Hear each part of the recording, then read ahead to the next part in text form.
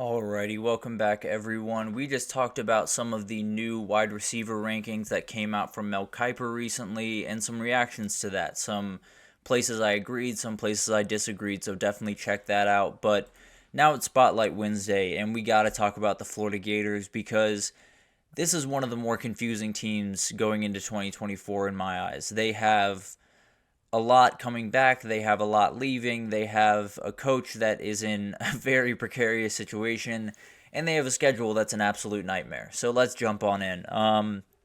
The good news for Florida, at least for Florida fans that want Billy Napier to stick around, is this is finally his team. I think any coach that takes over a job, excuse me, I apologize.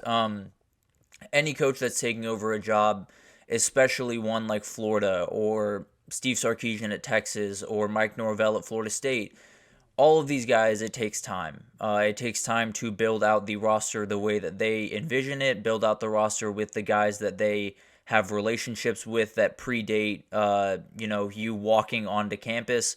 There's so many different things that have to happen before you can really worry about football and worry about your guys and getting the most out of the group that you put together. Finally, Billy Napier is in the position where this is his group. These are his guys. He has said it. So he's going into a season where, at the very least, he has steady footing for the first time during his Florida tenure.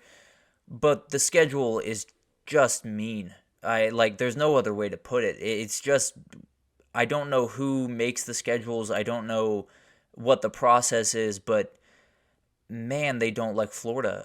This is just, it's insane to see this schedule, but let's jump right in because I think a lot of your jaws are going to drop as we go through this. But they start the year with Miami coming to town. That is a winnable game. That will be a very interesting game to watch because it'll tell us a good bit about both these teams and the trajectory for their season. But Florida kind of needs that win because it only gets tougher from there. After they get Samford at home, which I really hope is a win. I think it will be. They have the Texas A&M Aggies coming into Gainesville, so get 3 games at home to start the year, 1 in conference, which is a huge help, but it's still tough. 2 or 3 of those games are going to be incredible battles that they are going to really have to hope they win, and then they head to Starkville for their first road game of the season in week 4.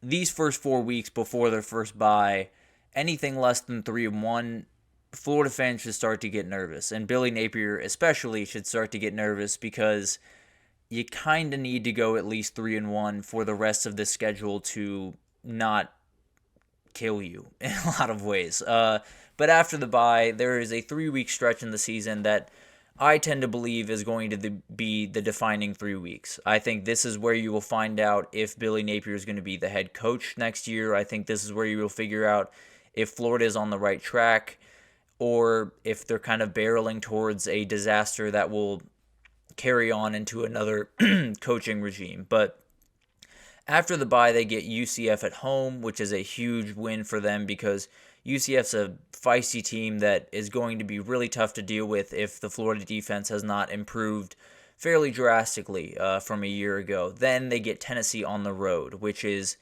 a nightmare place to play. They lost the last time they played Neyland, but as we know in the recent history of that rivalry, Florida has been the dominating team. So it'll be interesting to see if they can carry that over into Neyland or if Tennessee's starting to flip the switch on that rivalry going forward. And then they get Kentucky at home. Kentucky's a game they absolutely have to win. I don't think there's any argument that these are the games, UCF and Kentucky in particular, are 2 games that just have to be won. I think they fall under the same umbrella of Miami, although I think Miami is a little bit more dangerous just because it's week 1. But UCF and Kentucky are very interesting because those are 2 teams that Florida can beat. Those are 2 teams that Florida is probably as talented at. Kentucky has gotten much more talented over the past couple of years, but both those games are definitely winnable games. They're going to be battles, but you can absolutely win those games, and you're going to have to because if you drop those 2, unless you went 3-0 to start the year again, or 4-0, I guess, to start the year against those elite teams, it could be tough sledding after that. So, in my eyes, coming into their second bye of the year, which is a new wrinkle to the game, 5-2 would be incredible. 5-2 with losses to Tennessee and maybe A&M or Miami would be huge. If they could pull that off, 6-1 would be remarkable, and if they're 6-1 at this point, I will say confidently, Billy Napier should keep his job. Because the next 5 games, no one should be judged off what happens in the next 5 games. So after the bye, things get scary very quickly for Florida Gator fans. It starts with the largest outdoor cocktail party against Georgia. That is not a game where they have fared well over the recent years. Obviously got that win in 2020 when you had Kyle squared with Kyle Trask and Kyle Pitts, but those days are gone. So they have really struggled over recent years, and Georgia is returning a ton of talent. I don't necessarily have high hopes for Florida to win this one, but if they can pull it off, man, it would help a lot of things. Because from there, they go to Texas before returning home to play LSU and Ole Miss, and then they go to Florida State to finish the year. So I just said 5 games. I just had 5 teams in this back end of the schedule. All 5 of those teams are top 12 teams in the country. Genuinely top 12 teams in the country. Like, all of these teams have a chance to win a national title. All of these teams have a chance to be the best team in the country this upcoming year. So it's a remarkable stretch that Florida is going to go against. And it's one of those things where it's just a mean 5-game stretch. At least spread out these games. They're going to be nightmares of games no matter where you put them on the schedule, but coming off a bye, going straight into what likely will be the best team in the country, and then you get rewarded, quote unquote, with another top 3, top 4 team in the country. Then you go to then you play LSU, top 10, top 12. Ole Miss, a ton of talent on that team, top 12 to 15. And then Florida State, we don't really know what they'll look like at the end of the year, granted, but right now it looks like they're going to look a whole lot better than Florida. So this is just a tough stretch. It's just mean. But let's get to some of the positives and some of the ways they could navigate this crazy schedule that they have in front of them. Graham Mertz being back is obviously huge. Him understanding the offense, being able to facilitate the ball out to the playmakers, and be a leader for a squad that absolutely needs a big-time leader this year. They need a guy that is going to step up and be the voice of reason, be the guy that says, we can do this, we can overcome the odds and do all of the incredible things we want to do. But you need guys up front to lead, and I think Graham Mertz has to be that guy for Florida to make a big splash this year. Obviously, the guy next to him, Montrell Johnson Jr., huge guy to have back on your team.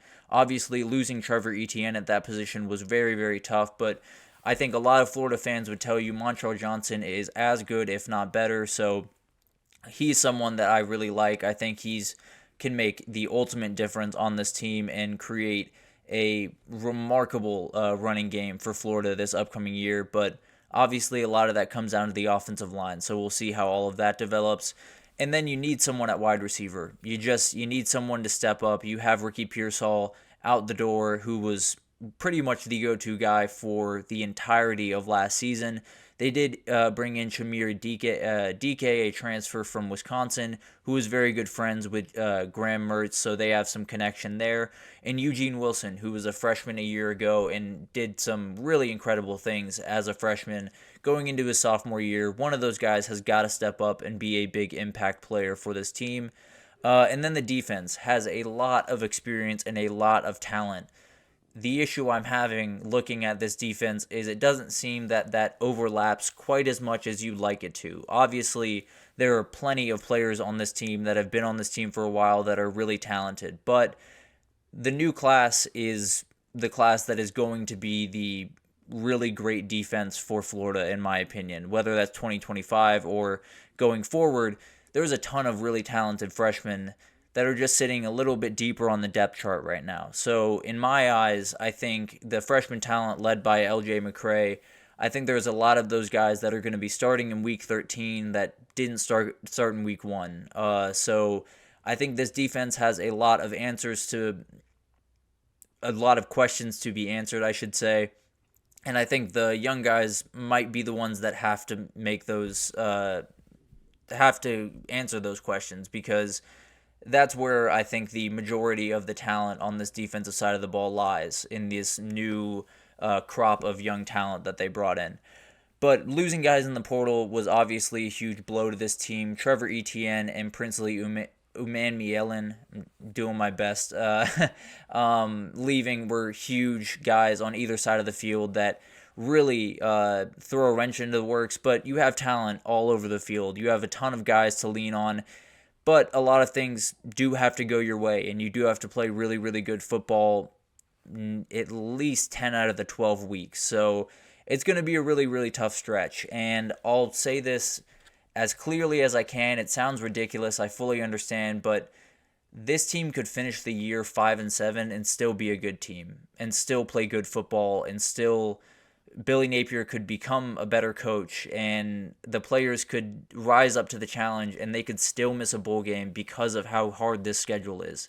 It is insane that they have to deal with this, especially in a year where Billy Napier is not necessarily sitting on stable footing. There are a lot of fans down there that want him fired already, and I promise you they will if the season goes the way that I'm currently picturing it going. But this is going to be an all-time tough coaching job for Billy Napier, and I think he deserves some leeway. And obviously not too much. A lot of this comes down to how you lose these games, how you look week to week, are you improving, that type of thing. But the record is not going to be the thing that shows you how good Florida was this year, is, I guess, the way that I'm trying to put this. If they go 10-2, then it really does show you how good they are. But any way you cut it, this schedule is going to be really, really tough to deal with.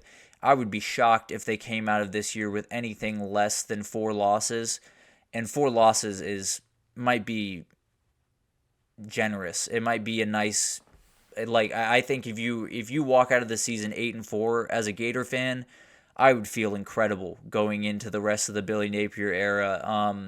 Obviously not what you want out there, but this is an uphill battle. I'll be totally honest. And I like Florida, and I think they're capable of catching everyone by storm. And I kind of hope that I'm wrong, just because more teams in the SEC competing, the more fun it is. I really hope that Florida can somehow pull off a Cinderella story, but there are teams that are much more talented, that are in a much better place than Florida, that if you gave them the schedule they're going to have to deal with, they would not fare well remotely. So it could be that everything is going the right direction. It could be that everyone's playing good football, but the wins just aren't coming. And I don't think that bodes well for Billy Napier. I think he's a great coach, but this season might just be an impossible task to overcome. But we'll see.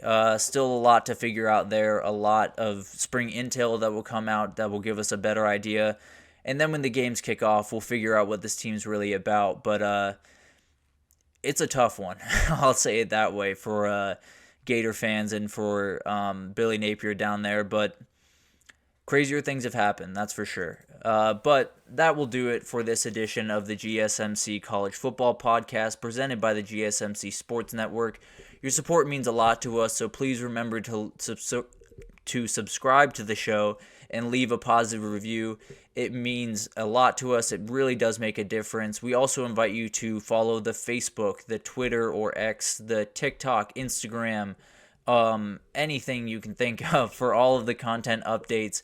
Everything happens very, very quickly in the world of sports, and we have people covering every sport you could think of, from football to basketball to baseball to wrestling. So anything you need, you can find it on the GSMC pages, so definitely follow along there. But thank you once again for listening, and I will see you guys tomorrow.